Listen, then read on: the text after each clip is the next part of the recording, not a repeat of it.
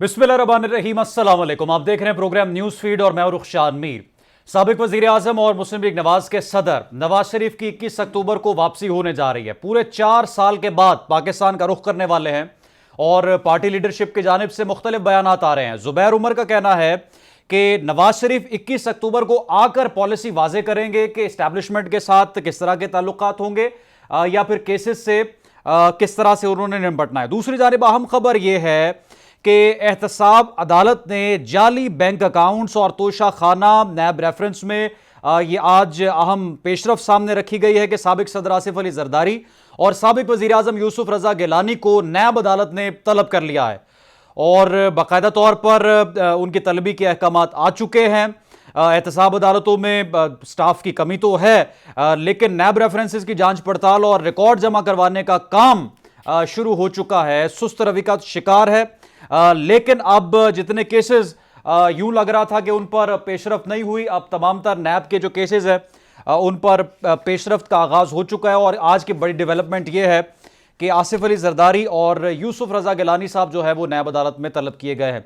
अखुंज़ादा चट्टान साहब Pakistan peoples party से हमारे साथ मौजूद हैं और पाकिस्तान मुस्लिम लीग नवाज से भी हमें राना एहसान अफजल साहब ज्वाइन कर रहे हैं। मलिया हाशमी साहबा सीनियर तज्ज़ियाकार हमारे साथ जो है वो प्रोग्राम में मौजूद होंगी।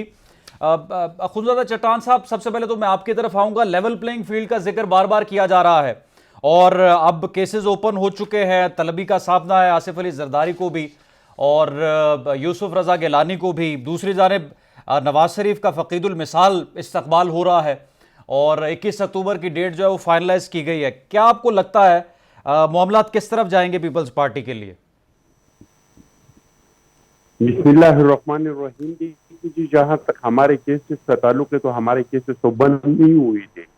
वो तो हमने जो कानून साजी की थी इन रोशनी में कि जब हम इंसानी हुकूक के वालों से मिलते थे, जब हम टीवी चैनल पे जाते थे, जो हमारे मुअज़्ज़ज़ जज साहिबान सुप्रीम कोर्ट के और हाई कोर्ट के जब नेब के मुल्जिमान को जमानत देते थे तो इस वक्त वो कहते थे कि ये नेब का इदारा ये इंतकाम के लिए बनाया गया इदारा है, ये सियासी इंजीनियरिंग के लिए बनाया गया इदारा है। लेकिन हमसे और मुस्लिम लीग वालों से एक सवाल जरूर पूछते थे, क्या आप दोनों को मौका मिला था, आप लोगों ने इस नेब के जालिमाना तरामीम में सियासी इंजीनियरिंग हो जाता है, आप लोगों ने इसमें तब्दीली क्यों नहीं लाई? तो हमने उन तमाम लोगों के जो मीडिया के, इंसानी हुकूक के, जज साहिबान के, वो सारों के मिला के और इसमें हमने तरामीम की। हमारे केसेस इसकी वजह से खत्म नहीं हुई थे, हमारे केसेस जो थे न बंद हो गए थे, हमारे केसेस दूसरे इदारों को भेजे गए और हमने पहले भी नेब का सामना किया है। नेब में अपने आप को बेगुनाह साबित किया है। हम आज भी, क्योंकि हम समझते हैं कि ये सियासी इंतकाम की वजह से बनाई गई केसेस है, इसमें कोई हकीकत नहीं है। इन केसों में हम 90 दिन रिमांड पे रहे हैं, इन केसों में हम कई महीने जेलों में रहे हैं और फिर अदालत ने ये फैसला किया है कि चूंकि नेब ने अभी तक कोई एविडेंस पेश नहीं किया, नेब ने कोई सबूत पेश नहीं किया और लगता है कि ये सियासी इंतकाम हो रहा है, तो हम इन लोगों को जमानत दे रहे हैं। अगर नेब के पास कोई सबूत है तो वो लाए। तो हम तो अदालतों के सामने पहले भी पेश हुए थे, अब भी पेश होंगे और अल्हम्दुलिल्लाह हम पहले भी मुतमईन थे कि हमारे हाथ साफ है। 14 साल जेल गुजारने के बावजूद, पूरी रियासती मशीनरी के जोर लगाने के बावजूद कुछ साबित नहीं किया। जरदारी साहब ने 12 में से 11 केसेस मुशर्रफ के दौर में और नवाज शरीफ साहब की सैफुर रहमान के दौर में अदालतों में जीते थे। इंशाअल्लाह ताला हम पहले भी सुरखरू हो गए थे, हम आज भी सुरखरू हो जाएंगे। ये जो इसमें मुश्किलात आएंगी ये जालिमाना कानून में, वो मेरे ख्याल से पीटीआई के लोगों को आएंगे, क्योंकि ना इन लोगों ने 90 रिमांड इसमें गुजारा है, न वो 2 साल बगैर जमानत उनकी जेलों में रहे हैं। तो आप जब वो जालिमाना कवानीन नेब में दोबारा बहाल हो गए तो मेरे ख्याल में इससे जो भी असर पड़ेगा वो तहरीक इंसाफ पे पड़ेगा, क्योंकि इनके न इंक्वायरी हुई है न तहकीकात हुई हैं। हमारी तो इंक्वायरी भी मुकम्मल हो चुके हैं, हमारे तो तहकीकात भी मुकम्मल हो चुके हैं, हम तो 90 दिन जेलों में भी रहे हैं और अदालतों से हम रिहा होके अपने घरों में आए हैं। तो हमें इस केसों से कोई खौफ नहीं है। कोई रह गया हम जो बात करते हैं कि سب کو ایک جیسا سلوک ہونا چاہیے. تو دیکھیے پنجاب میں بھی نگران حکومت ہے, وہ لگتا نہیں ہے کہ نگران حکومت ہے, وہ اس طرح کا کام کرتے ہیں جس طرح کا ایک منتخب حکومت ہو. آپ پختونخوا میں آ کہ یہاں پہ بھی ایک نگران حکومت ہے جو لگتا نہیں ہے کہ یہ نگران حکومت ہے, وہ ٹرانسفر, پوسٹنگ, ڈیولپمنٹ کام سب کچھ یہاں پہ جاری ہے. بلوچستان میں بھی یہی حالات ہے. ٹھیک ہے, لیکن سندھ میں ہمارے رانا احسان صاحب, میں آپ کے پاس واپس آتا ہوں. حنظلہ صاحب, رانا احسان صاحب, آج کا یہ سٹیٹمنٹ جو محمد زبیر صاحب کا ہے اور اس سے ملتا جلتا سٹیٹمنٹ ہی مریم اورنگزیب صاحبہ کی طرف سے بھی, رانا ثناءاللہ صاحب کی طرف سے بھی سامنے آیا کہ 21 اکتوبر کو نواز شریف واپس تو لازمی آئیں گے, ان کا استقبال کیا جائے گا, ذمہ داریاں تفویض کر دی گئی ہیں اور چوتھی مرتبہ ملک کے وزیر اعظم بنیں گے. ساتھ ہی ساتھ آج محمد زبیر نے کہا کہ مسلم لیگ نون کے رہنماؤں نے نہ جنرل باجوہ کے بارے میں کوئی بات کی, نہ جنرل ریٹائرڈ فیض حمید کے بارے میں کوئی بات کی. ہم کس سے لڑائی نہیں چاہتے, البتہ نون لیگ کی اب پالیسی کیا ہوگی, ایجنڈا کیا ہوگا, یہ 21 اکتوبر کو ہی پتہ چلے گا. آپ کو سر یہ نہیں لگتا کہ میاں محمد شہباز شریف کی پالیسی کچھ اور ہے, نواز شریف کا جو ویڈیو بیان بھی حالیہ دنوں میں آیا ہے اب وہ کوئی اور پالیسی ڈپکٹ کر رہا ہے, اب کس طرح سے لے کر چلے گے معاملات کو نون لیگ؟ دیکھیں, بڑی سمپل سی بات ہے, پی ایم ایل این کی پالیسی وہ ہوگی جس کو میاں محمد نواز شریف انڈورس کریں گے اور جس کی وہ اجازت دیں گے, وہی پی ایم ایل این کی پالیسی ہوگی.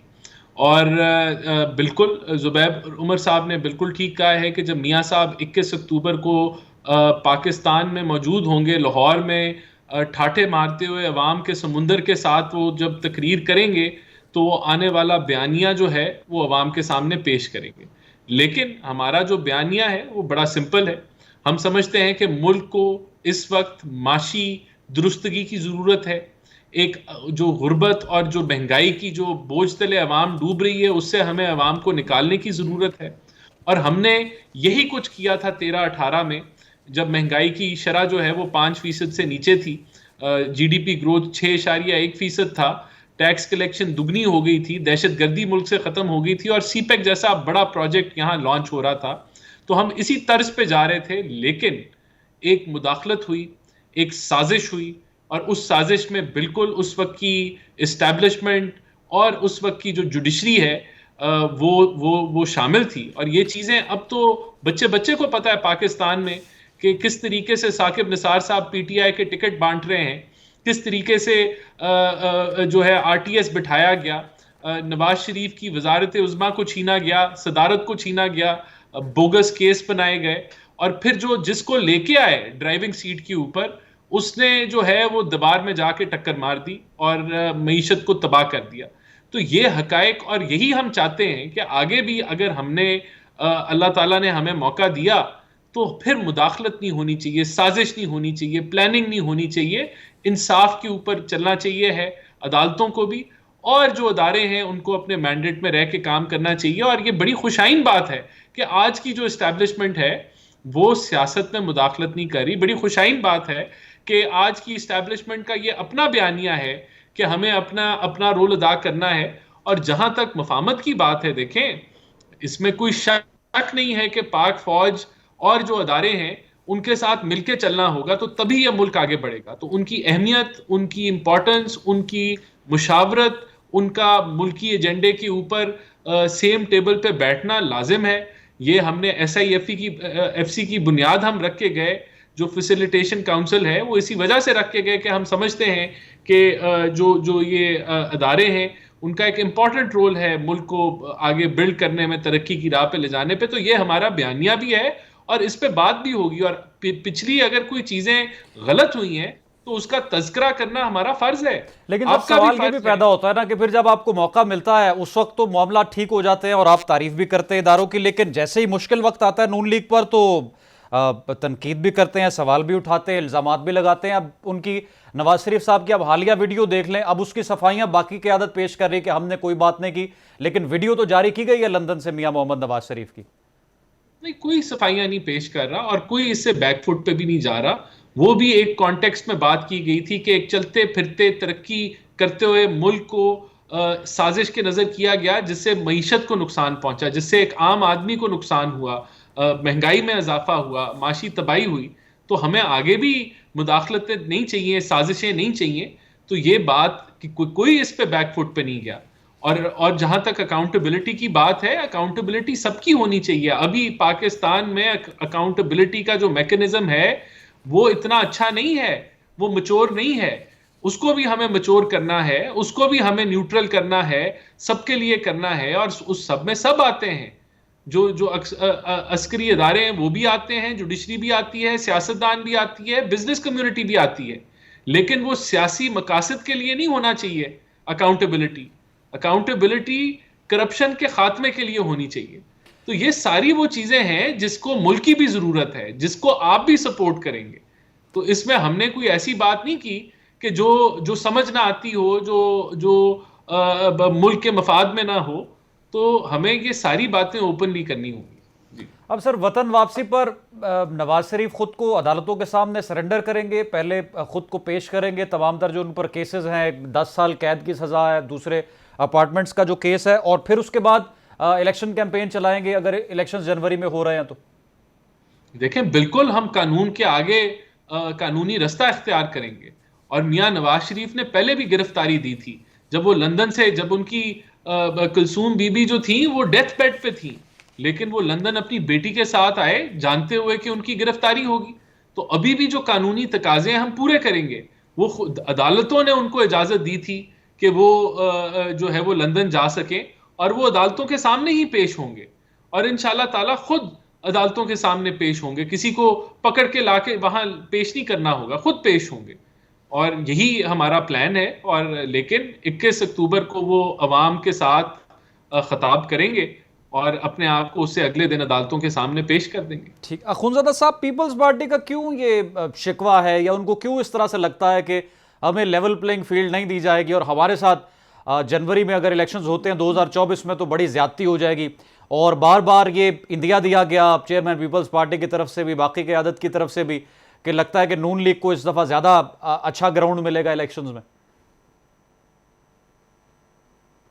دیکھیے جی، وہ تو میں نے آپ کو پہلے بتا دیا کہ پنجاب حکومت اور کے پی کے اور بلوچستان کی 3 نگران حکومت ہے. لیکن جو سندھ کی حکومت ہے وہاں پہ ہمارے وہ کام بھی جو سیلاب زدگان کے لیے ہے، جو سیلابوں میں متاثر ہو چکے تھے، ان پہ بھی پابندی لگائی ہے. جب جو باقی صوبے ہیں اس میں جو نگران حکومت ہے وہ لگتی نہیں ہے کہ نگران حکومت ہے، وہ ایک منتخب حکومت کی طرح کام کر رہے ہیں. تو وہ میں نے آپ کو بتا دیا. دوسری بات یہ ہے کہ ہم چاہتے ہیں کہ جلد از جلد الیکشن ہو، کیونکہ یہ ملک منتخب حکومت کے چلانے کا نہیں ہے. اس ملک میں بہت سارے مسائل ہیں. اس میں 2 بنیادی مسئلے ہیں. ایک ہے ہمارا معیشت کا مسئلہ، دوسرا ہمارا امن و امان کا مسئلہ ہے. یہ پاکستان کے دونوں بنیادی مسائل ہے. یہ کسی نگران حکومت کے حل کرنے کی نہیں ہے. اس لیے ہم چاہتے ہیں کہ جلد از جلد انتخابات ہوں، اس ملک میں منتخب حکومت آئے.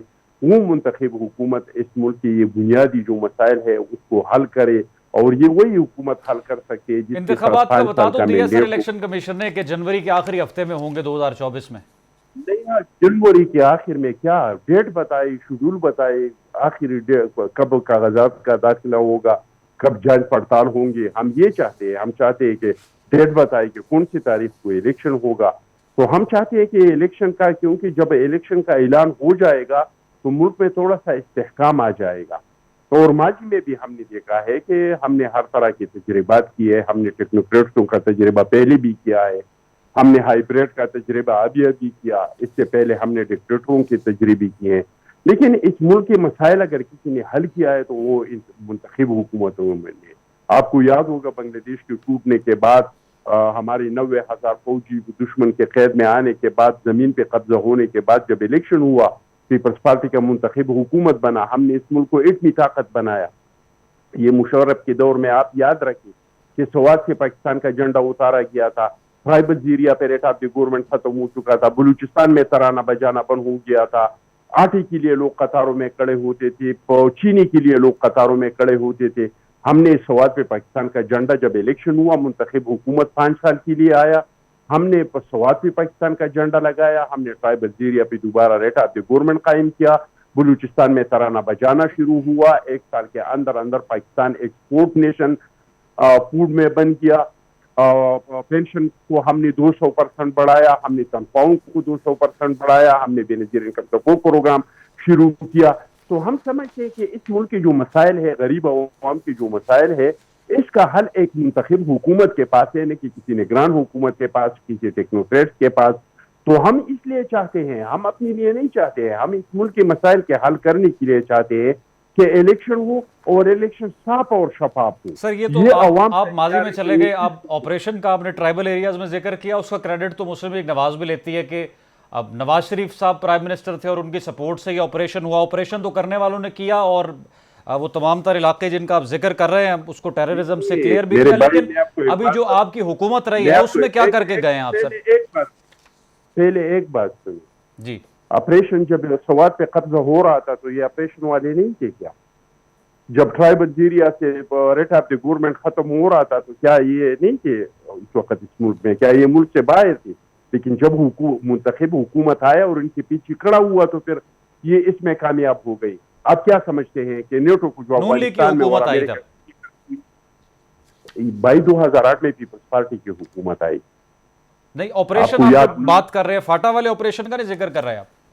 بھائی پوری ملک میں آپریشن شروع ہوا تھا دہشت گردی کے خلاف 2008 میں شروع ہوا تھا, اور جب ہماری حکومت ختم ہو رہا تھا تو طالبان کے مراکز پاکستان میں پھر نہیں تھی, دہشت گردوں کے مراکز پھر پاکستان میں نہیں تھی, پھر وہ افغانستان منتقل ہو چکے تھے. آپ کو یاد نہیں ہے کہ مولانا فضل الرحمان صاحب اسمبلی میں کھڑا ہوا اور انہوں نے کہہ دیا کہ عسکریت پسند یہ مارگلا کے پہاڑوں تک پہنچے ہیں, اسلام آباد عسکریت پسندوں کے قبضے میں ہے.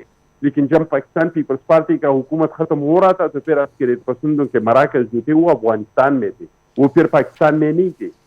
سوات پہ پھر جھنڈا لگ گیا تھا, بلوچستان میں ترانہ بجانا شروع ہو گیا تھا, ٹرائبل ایریا پہ ریٹ آف دی گورنمنٹ قائم ہو چکا تھا.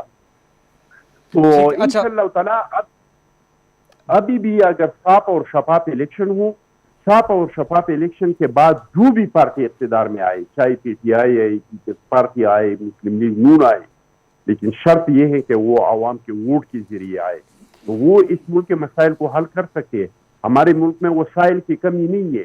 ٹھیک ہے, رانا احسان صاحب, رانا ثناءاللہ صاحب کا سٹیٹمنٹ ہے کہ قوم نواز شریف کو 2013 والا مینڈیٹ دوبارہ دے گی, اور دوسری جانب پاکستان پیپلز پارٹی کو یہ لگتا ہے کہ ان کو لیول پلینگ فیلڈ نہیں مل رہی, اور اصل میں معاملہ یہ ہے کہ پاکستان تحریک انصاف ہوئے 2024 میں اگر الیکشنز ہو رہے ہیں تو کئی پر نظر نہیں آ رہی. اس حوالے سے سر کیا پالیسی ہے نون لیگ کی؟ جو نگران پرائم منسٹر کا سٹیٹمنٹ تھا جو 2 روز قبل انہوں نے ایک انٹرویو میں دیا کہ کوئی فرق نہیں پڑتا اگر ایک جماعت مائنس بھی ہے بیلٹ پیپر پر, تو آپ نون لیگ سر اس پر کیا سمجھتی ہے؟ دیکھیں, میں تھوڑا سا ذرا ایک چیز میں ذرا کلیئر کر دوں.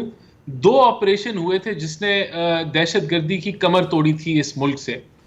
پہلے کا نام تھا ضرب عزم, جو جون 2014 میں سٹارٹ ہوا تھا, تب پی ایم ایل این کی گورنمنٹ تھی. جی بالکل, اور دوسرا تھا رد الفساد تھا, جو فروری 2017 میں سٹارٹ ہوا تھا. جب ہمیں حکومت ملی تھی 2013 میں, اس وقت کا اگر آپ ڈیٹا نکالیں تو 2500 بم دھماکے ہوتے تھے پورے ملک کے اندر. یہ ڈیٹا آپ کو ملے گا, 2000 سے اوپر تھے ٹیررسٹ انسیڈنٹس پاکستان کے اندر, اور جب ہم گئے تو وہ تقریباً 200 سے بھی نیچے آ گئے تھے.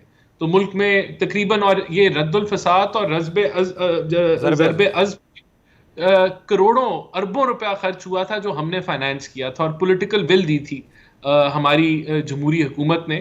تو اس میں ہمارا بھی کردار ہے, کرتی ہمیشہ فوج ہے, لیکن سیاسی ول دینا اور اس کو فائنانس کرنا یہ ایک بڑا اقدام تھا جو ہم نے اٹھایا تھا. جی آپ ٹھیک کہہ رہے ہیں, نون لیگ کے دور میں ہوا دونوں آپریشن. دوسرا 2013 کا جو مینڈیٹ ہے وہ انشاءاللہ تعالی اگر ہمیں ملا تو ہم اس ملک کی تقدیر دوبارہ تبدیل کریں گے جس طرح ہم نے 13-18 میں کیا. اور جہاں تک لیول پلینگ فیلڈ کی بات ہے, دیکھیں لیول پلینگ فیلڈ کیا ہے کہ اگر کسی نے قانون ہاتھ میں لیا ہے, جس طرح آفیشیل سیکرٹ ایکٹ ہو گیا, جس طرح فارن فنڈنگ ہو گئی, جس طرح وہ 650 کنال ہضم کر لیے گئے ٹرسٹ ڈیڈ کے تحت, جس طریقے سے 9 مئی کو جو ہے حملہ آور ہوئے, تو کوئی لاڈلا نہیں ہونا چاہیے اور کسی کے ساتھ زیادتی نہیں ہونی چاہیے. یہ لیول پلینگ فیلڈ ہے. پناما میں اگر نام نہ ہو تو اقامہ کا ڈرامہ نہیں ہونا چاہیے. یہ لیول پلینگ فیلڈ ہے, اور یہ سب کو ملنی چاہیے ہے, چاہے وہ پیپلز پارٹی ہو, چاہے وہ پی ایم ایل این ہو, پی ٹی آئی ہو. لیکن سر وہ کہتے ہیں ہم تو جیلوں میں ہیں, لاڈلے تو یہ ہیں جو لندن چلے گئے تھے. دیکھیں وہ تو پی ٹی آئی سے پوچھے نا جس نے اجازت دی. عدالتوں نے دی اور پھر کیبنٹ نے اس کو اپروو کیا کہ ہم جانے دیں گے. یہ تو اس وقت ان کا اقدام ہے. تو آج ان کی نہ ہوتی اس میں مشاورت، ان کی اجازت، تو وہ نہ جاتے. تو انہوں نے اجازت دی تو ہم گئے. تو ظاہر ہے وہ رپورٹس بھی پیش کی گئیں پلیٹلیٹس والی اور سارا معاملہ علاج کی غرض سے ہی گئے تھے، لیکن 4 سال کے لیے تو نہیں گئے تھے میاں نواز شریف. دیکھیں بالکل اس وقت کی پلیٹلیٹس کی رپورٹ کو شوکت خانم کے ڈاکٹرز نے بھی اپروو کیا تھا، پنجاب حکومت نے بھی اپروو کیا تھا، گورنمنٹ کے ہاسپٹلز نے بھی، صوبائی وزیر نے بھی، اور پتہ نہیں کتنی کمیٹیوں نے بھی اپروو کیا تھا.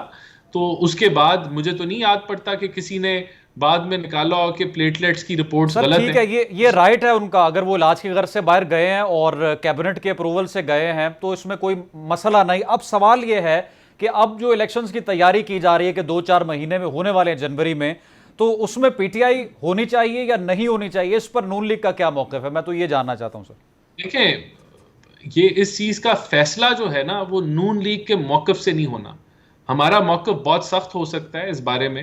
ہمارا موقف ہو سکتا ہے کہ ان کو نہیں ہونا چاہیے الیکشن کی ریس میں، یہ ایک دہشت گرد جماعت ہے، اس نے فوجی تنصیبات کے اوپر حملہ کیا.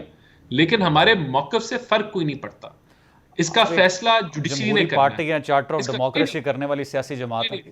نہیں، میں آپ کو یہ بتا رہا ہوں کہ پریکٹیکل معنوں میں اس کا کوئی فرق نہیں پڑتا، کیونکہ اس چیز کا فیصلہ پی ایم ایل این نے نہیں کرنا. اس چیز کا فیصلہ عدالتوں نے کرنا ہے. تو عدالتوں نے شواہد کے ساتھ کرنا ہے، اور اگر شواہد موجود ہیں اور چیزیں اس چیز کے اوپر پوائنٹ آؤٹ کر رہی ہیں کہ وہ شامل تھے یہ سارے جو میں نے آپ کو چیزیں گنوائیں، تو پھر ان کو نہیں ہونا چاہیے اس ریس میں. اور اگر وہ بے گناہ ہیں تو بالکل ان کو ہونا چاہیے. لیکن ہم تو سمجھتے ہیں کہ وہ ان ساری چیزوں میں ملوث تھے، اور انہوں نے جو پولرائزیشن کی ہے، جو ملک میں ڈویژن پیدا کی ہے، نفرت کی آگ بوئی ہے، جو ملک کی فارن پالیسی کو نقصان پہنچایا ہے، جس طرح قانون سے یہ کھیلے ہیں، تو یہ جماعت تو جو ہے یہ تو بنیاد رکھی اس نے پولرائزیشن کی اس ملک کے اندر اور ایک گندی سیاست کی. تو بالکل ہم تو سمجھتے ہیں ان کو نہیں ہونا چاہیے ریس میں. لیکن اس کا فیصلہ بہرحال عدالتوں نے کرنا. ٹھیک ہے. اخونزادہ صاحب، آپ نے حکومت پر بات کی کہ منتخب حکومت نہیں ہے، تو آپ کو کیا لگتا ہے یہ ابھی جس طرح کے سٹیٹمنٹس آ رہے ہیں کیئر ٹیکر پرائم منسٹر کے بھی، کیئر ٹیکر فارن منسٹر کے بھی، تو جو ذمہ داریاں کیئر ٹیکر حکومت کی وہ سر انجام نہیں دے رہی اپنی ذمہ داریاں؟ دیکھیے جی، نگران حکومت کا کام یہ ہے کہ نگرانی کرنا. نگران حکومت کا کام یہ ہے کہ الیکشن کمیشن کو الیکشن میں سہولتیں دینا. اس کے علاوہ اس کا کوئی کام نہیں ہے. آئین موجود ہے، قانون موجود ہے، ہر ایک کو پتہ ہے کہ میرا اختیارات کیا ہے اور میرا کام کیا ہے. ہر ادارہ، چاہے وہ نگران ہو یا منتخب حکومت ہو، چاہے وہ فوج کا ادارہ ہو، وہ عدلیہ کا ادارہ ہو یا کوئی اور ادارہ ہو، ہر ادارے کا اختیارات کا تعین آئین میں لکھا ہے. ہر ادارے کو چاہیے کہ وہ اپنی اختیارات کے مطابق کام کرے. ہر ایک کو چاہیے کہ اس کو جو کام ملا ہے وہ کام کرے. تو انشاءاللہ تعالی ہمارے ملک میں کسی چیز کی کمی نہیں ہے. ہمارے ملک میں اگر کمی ہے تو وہی ہے کہ ہم نے اس ملک کو آئین کے مطابق نہیں چلایا ہے. ہم نے آئین اور قانون کی بالادستی کو تسلیم نہیں کیا ہے. یہی وجہ ہے کہ اتنے وسائل کے باوجود ہم آج کشکول لیے در در پھرتے ہیں. ورنہ پاکستان کی کیا کمی ہے آپ مجھے بتائے. یہاں پہ 6 ٹریلین کا منرلز اور مائن موجود ہے. ٹھیک ہے، 6 ارب ٹریلین. میں سر آپ کے پاس واپس آتا ہوں. ابھی صاحب ابھی پوری پروگرام میں موجود ہیں، سیاسی تجزیہ کار اور اینکر ہیں. ملیحہ ہاشمی صاحب، آپ کے وقت کا شکریہ. ابھی کشکول کا ذکر کر رہے تھے اخونزادہ صاحب، اور آپ کیا سمجھتی ہیں کہ اگر پاکستان کی معیشت اس قدر تباہ و برباد ہو چکی ہے کہ پوری دنیا میں سوالات اٹھائے جا رہے ہیں کہ پاکستان کو آخر کیا ہوا ہے چند مہینوں میں، چند سالوں میں، کہ نہ آئی ایم ایف ہمیں ہمارے سوالوں کا جواب دے پا رہا ہے، نہ ہی دنیا میں ہم اور کہیں منہ دکھانے کے لائق ہے. دوسرے نمبر پر میاں محمد نواز شریف کی واپسی کے حوالے سے کنفرمیشن پارٹی لیڈرشپ کی جانب سے آئی ہے کہ 21 اکتوبر کو لازمی طور پر وہ آئیں گے اور آ کر پھر واضح کریں گے کہ ان کی پالیسی کیا ہوگی ملک میں. کیا کہیں گے؟ دیکھیے، آپ نے کہا کہ کچھ سالوں میں پتہ نہیں کیا ہوگی. کچھ سالوں میں تو نہیں، 1.5 سال کے اندر اندر ہی پاکستان کا بیڑا غرق ہوا ہے جو ہوا ہے. ادروائز آپ دیکھیں پہلے عمران خان کا دور تھا, اس سے پیچھے نون لیگ کا دور تھا, پھر پیچھے چلے جائیں زرداری صاحب کا دور تھا. کسی بھی دور میں ایسے برے حالات نہیں ہوئے جو ابھی پچھلے 18 ماہ میں ہمیں 17-18 ماہ میں دیکھنے کو ملے ہیں. اور ہم کسی کو کیا منہ دکھاتے, ہمیں تو وزیر اعظم صاحب ہی ایسے مسلط ہو گئے جو فرماتے تھے کہ بیگرز آر ناٹ چوزرز. تو پوری دنیا سن رہی تھی اور دیکھ رہی تھی کہ جب آپ کا پرائم منسٹر کا عہدہ سنبھالنے سے پہلے ہی ٹی وی پر آ کر یہ کہے کہ جی بیگرز آر ناٹ چوزرز, اور پاکستان کو وہ ایک بھکاری ریاست سے تشبیہ دیں, تو کیا مورائل رہ جانا تھا آپ کے انویسٹرز کا یا آپ کی اوور آل جو سیریس اسٹیک ہولڈرز ہیں ان کا.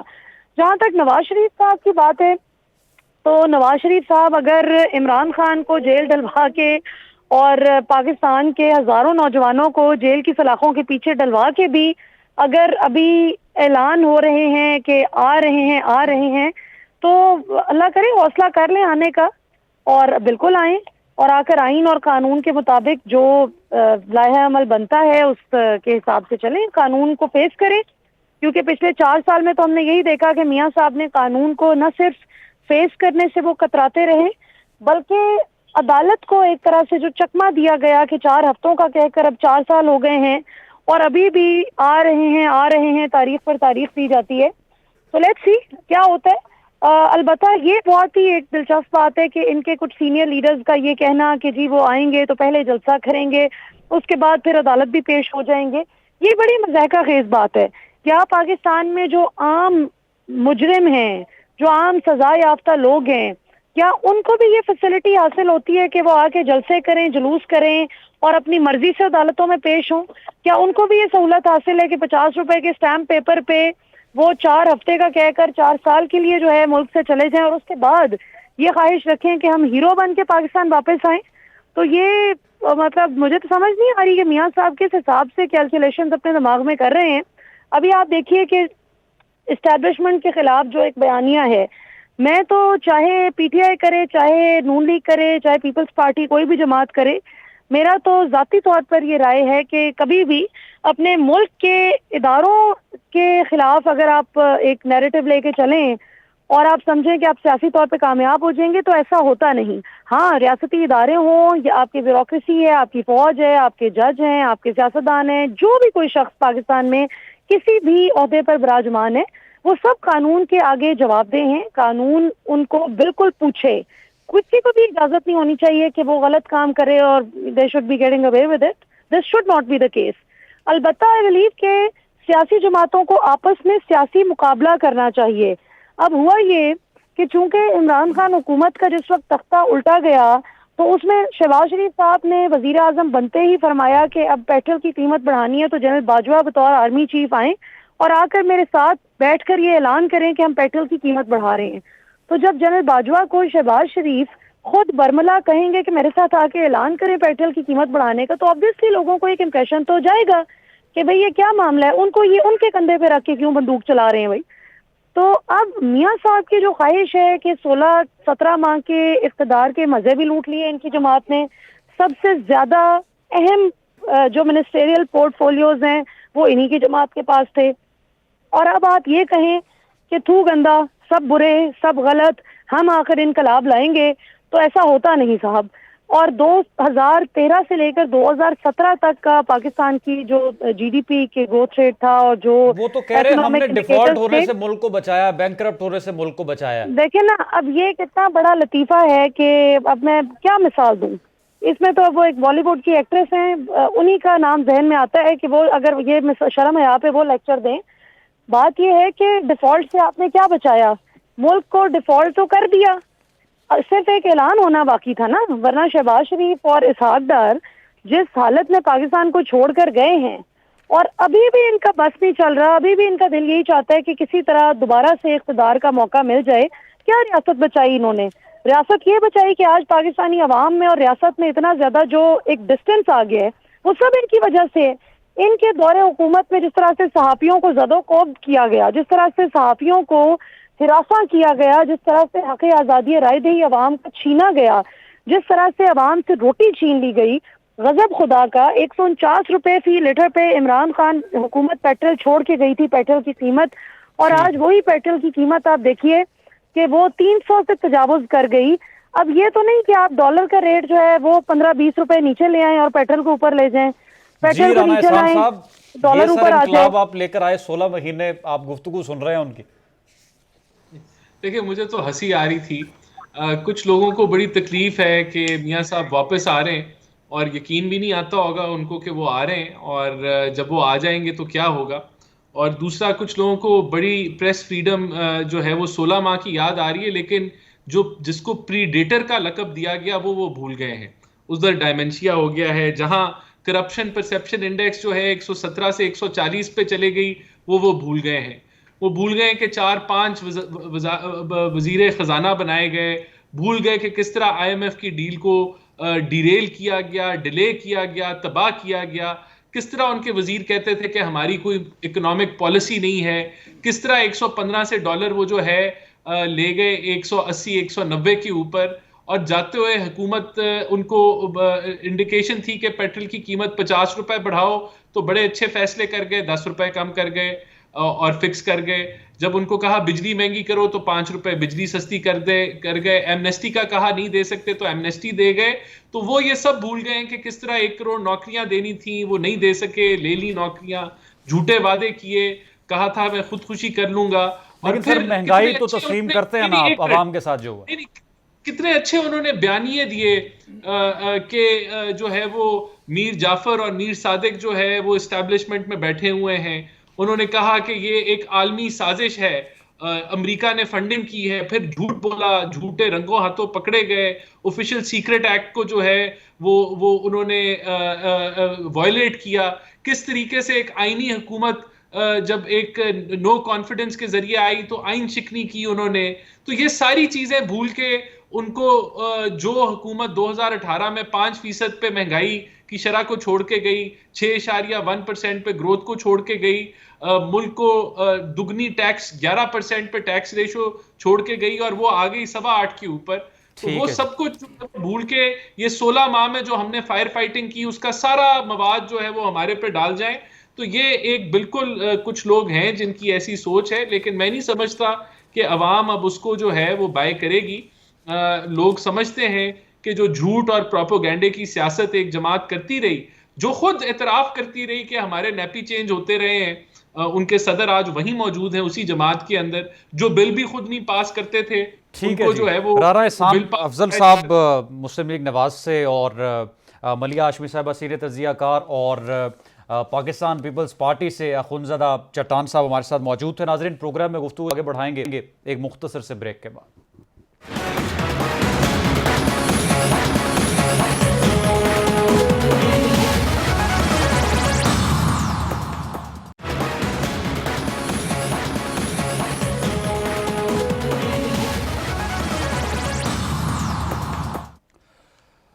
Welcome back. ناظرین, پروگرام میں کچھ بات کریں گے پاکستان کی موجودہ معاشی صورتحال کے حوالے سے. تو ایک مثبت خبر ہے, اور یہ ایک بڑا پازیٹیو انڈیکیٹر ہے کہ حالیہ چند دنوں میں ڈالر اور پاؤنڈ کی کمی, جو قیمت ہے اس میں کمی دیکھنے کو ملی ہے, اور پاکستان کا روپیہ کسی نہ کسی حد تک تگڑا دکھائی دے رہا ہے. اس کی کیا وجہ ہو سکتی ہے, اور سب سے اہم سوال تو یہ ہے کہ کیا اب روپیہ مزید تگڑا ہوگا یا یہاں پر بریک لگے گی, اور ڈالر کے سستا ہونے کا جو فائدہ ہے وہ عام آدمی تک کیسے پہنچے گا. محمد ذیشان مرچنٹ صاحب پروگرام میں ہمارے ساتھ موجود ہیں, ماہر ٹیکس امور اور معروف تاجر شخصیت ہے. آپ کے وقت کا بہت شکریہ. کیا آپ دیکھ رہے ہیں ڈالر مزید نیچے آئے گا اور روپیہ مزید تگڑا ہوگا آنے والے دنوں میں؟ بسم اللہ الرحمن الرحیم. دیکھیں, اس وقت جو ایک پوزیشن ہے نا وہ یہ ہے کہ لوگوں میں ایک ڈالر جو پہلے لوگ ہولڈ کر رہے تھے وہ ڈالر کو سیل کر رہے ہیں. تو جو سیلنگ ہو رہی ہے, سیلنگ کی وجہ سے پریشر کریٹ ہو رہا ہے. پازیٹیو نیوز یہ ہے کہ اس وقت جو گورنمنٹ جو ہے اس کا کلیئر فوکس ہے کہ وہ جو ہے پاکستان کے حالات جو اکنامی ہے اس کو درست کرے, بزنسز کو ریوائیو کرے. اور آپ یہ دیکھ رہے ہیں کہ پچھلے کچھ دنوں میں جو ہے یہ جو ڈالر کی جو ذخیرہ اندوزی کر رہے تھے ان کے اوپر جو ہے کریک ڈاؤن ہو رہا ہے. تو اس کی وجہ سے ڈالر پچھلے کچھ دنوں میں جو ہے تقریباً 18 روپے انٹر بینک میں نیچے آ گیا ہے, اور اوپن مارکیٹ میں تقریباً 40 روپے سے زیادہ نیچے آ گیا. یہ بزنس کے لیے ایک اچھی خبر اس لیے کہ چونکہ ہمارا بزنس, پاکستان کا جتنا بھی بزنس ہے وہ امپورٹ ڈریون ہے, ہمیں امپورٹ کر کے ہی اپنی اکانومی چلانی پڑتی ہے. تو جب ڈالر کم कम होता है तो उसमें इंपोर्ट की जो आपकी कॉस्ट है उस पर फर्क पड़ेगा, वो नीचे आएगी। तो इसका अल्टीमेट इफेक्ट एक आम आदमी को आज से 2 से 3 महीने के बाद जरूर पास ऑन हो सकता है, प्रोवाइडेड ये डॉलर जो है इसी तरीके से कम होता रहे और रुपए जो की कदर जो है वो मजबूत हो जाए। तो मैं आने वाले टाइम में अगर गवर्नमेंट ने इसी तरीके से अपना जो इन्फोर्समेंट रखी हुई है, अगर ये आगे भी ऐसे ही चलती रही तो यकीनन मुझे कोई दो राय नहीं है कि ये डॉलर मजीद नीचे आएगा। और जैसे कि मुख्तलिफ हलकों में बात हो रही है कि ये 270 और 260 के करीब आ जाएगा, तो वो दिन बहुत ज्यादा दूर नहीं हो सकता। लेकिन सस्टेनेबल कितना रहेगा ये बाद में पॉलिसीज डिटरमिन करेंगे कि गवर्नमेंट की पॉलिसीज क्या हैं। तो अल्टीमेटली यस कि कुछ अरसे बाद इस पे इफेक्ट आएगा, क्योंकि आपको पता है कि हमारी सबसे ज्यादा इंपोर्ट जो है वो ऑयल की है। ऑयल जो है हमारी इंपोर्ट का तकरीबन 45% जो है पेमेंट जो है वो ऑयल की पेमेंट है। तो इस वक्त अगर ऑयल की पेमेंट में थोड़ा सा भी फर्क आता है तो पेट्रोल सस्ता होने का चांस है, तो उससे डायरेक्ट एक गरीब आदमी को फर्क पड़ता है। तो मैं समझता हूँ कि आने वाले वक्त में कुछ हम बेहतरी देख सकते हैं। इसमें आपका बेहतर है कि इकोनॉमी रिवाइव भी कर सकती है, क्योंकि कॉस्ट ऑफ डूइंग बिजनेस थोड़ी सी कम हो सकती है। अच्छा, मैं सर आपसे ये आसान अल्फाज में समझना चाहूँगा, आखिर क्या इंडिकेटर्स हैं कि एकदम से डॉलर जो है वो महंगा हो जाता है और फिर अभी बड़ी अच्छी न्यूज़ है ये कि डॉलर की कीमत में कमी आ रही है, होता क्या बुनियादी तौर पर इस उतार चढ़ाव में? मैं आपको बताता हूँ आपका डॉलर महंगा क्यों होता है कि जब आप मुल्क में इंपोर्ट ज्यादा करते हैं और एक्सपोर्ट कम होती है, यानी डॉलर मुल्क में से ज्यादा पाकिस्तान से बाहर जाते हैं और अगर पाकिस्तान में डॉलर कम आता है तो जो उसका गैप क्रिएट होता है तो उसकी वजह से डॉलर की कदर जो है वो बढ़ना शुरू हो जाती है। हमारे मुल्क में अगर पिछले 2 साल का अगर आप एक अंदाजा देखें तो तकरीबन $60 बिलियन के करीब एक्सपोर्ट और रेमिटेंस से आ रहा था और 70 बिलियन से 75 बिलियन की हमारी इंपोर्ट थी। तो जो हमारा करंट अकाउंट डेफिसिट था वो $15 बिलियन का था। अब वो डॉलर्स अगर पाकिस्तान में नहीं है तो पाकिस्तान को तो पेमेंट्स करनी है, तो उसमें जब हम डॉलर खरीदते हैं तो डॉलर महंगा होना शुरू होता है। तो अब ये सिचुएशन कुछ इंप्रूव हो रही है कि इंटरनेशनली सुपर साइकिल जो है, कमोडिटी सुपर साइकिल वो कम हुआ, इंटरनेशनली प्राइसेस जो है वो नीचे आई हैं, हमारी कुछ एक्सपोर्ट थोड़ी सी बेहतर हुई, कुछ रेमिटेंस बेहतर हुई है। इसमें सर ये जो chief of the army staff के इकदाम थे और फ़ौज पाकिस्तान ने इस हवाले से जो इकदाम उठाए, हवाला हुंडी और डॉलर जो लोग रख लेते हैं अपने पास इन तमाम तर चीज़ों की रोकथाम के लिए, उनका कितना सारा अमल दखल है? देखिए उनका बहुत बड़ा अमल दखल है। इस वक्त जो फोर्सेस काम कर रही हैं वो जो उसकी वजह से जो एक लोगों के अंदर जिन्होंने पहले होर्डिंग की हुई थी, एक जमाना था कि डॉलर के लिए लाओ लाओ हो रहा था, यानी लोग खरीदना चाह रहे थे, अब लोग है सेल कर रहे हैं डॉलर। सो इसकी वजह से जो है ये जो आर्मी ने या जो इस वक्त गवर्नमेंट फोर्सेस ने जो एक प्रेशर क्रिएट किया हुआ है उन लोगों पे कि जो इसकी होर्डिंग कर रहे थे या इसको अपने पास जखीरा अंदोजी कर रहे थे, उनके ऊपर प्रेशर है। तो ये मेरे ख्याल से एक बहुत अच्छा स्टेप है। इस स्टेप को यकीनन और मजीद रखना है कुछ अर्से तक, ताकि और सर मजीद टैक्स कलेक्शन से भी रुपए पर उसकी कदर पे कोई फर्क पड़ेगा? देखिए टैक्स कलेक्शन का ऐसा है कि हमारा इस साल का जो बजट है टैक्स का वो 9,400 अरब है। अब वो कैसे कलेक्ट हो सकता है कि जब तक आपकी इकोनॉमी इंप्रूव नहीं करेगी। इकोनॉमी कब इंप्रूव करेगी कि जब डॉलर सस्ता होगा और मुल्क में कारोबार नॉर्मल होगा। तो ये जो इस वक्त जैसे हमारी जो इंटरिम सेटअप है और उसमें ये जो आर्मी का एक पूरा रोल है, मैं समझता हूँ कि अगर ये इस पे थोड़ी सी पॉलिटिकल स्टेबिलिटी और आ जाती है तो पाकिस्तान न सिर्फ रिवाइवल की तरफ चल पड़ेगा बल्कि जो टैक्स टारगेट है ये भी अचीव हो जाएंगे और जो हम एक डार्क पैच पे चल रहे हैं उससे बाहर निकल आएंगे। बहुत शुक्रिया मोहम्मद ज़ीशान मर्चेंट साहब प्रोग्राम में हमारे साथ। नाज़रीन, पाकिस्तान की मईशत के हवाले से मुसलसल मुस्बत खबरें आने का सिलसिला जारी है और हमारी भी तवक्को ये है, दुआ ये है कि पाकिस्तान के जो मुआशी हालात है और जिस सियासी बहरान से पाकिस्तान गुजर रहा था जल्द अज जल्द इन तमाम तर बहरानों से बाहर निकल सके। रुखसार मीर को प्रोग्राम न्यूज़ फीड से दीजिए इजाज़त, दोबारा हाजिर होंगे। अल्लाह हाफ़िज़।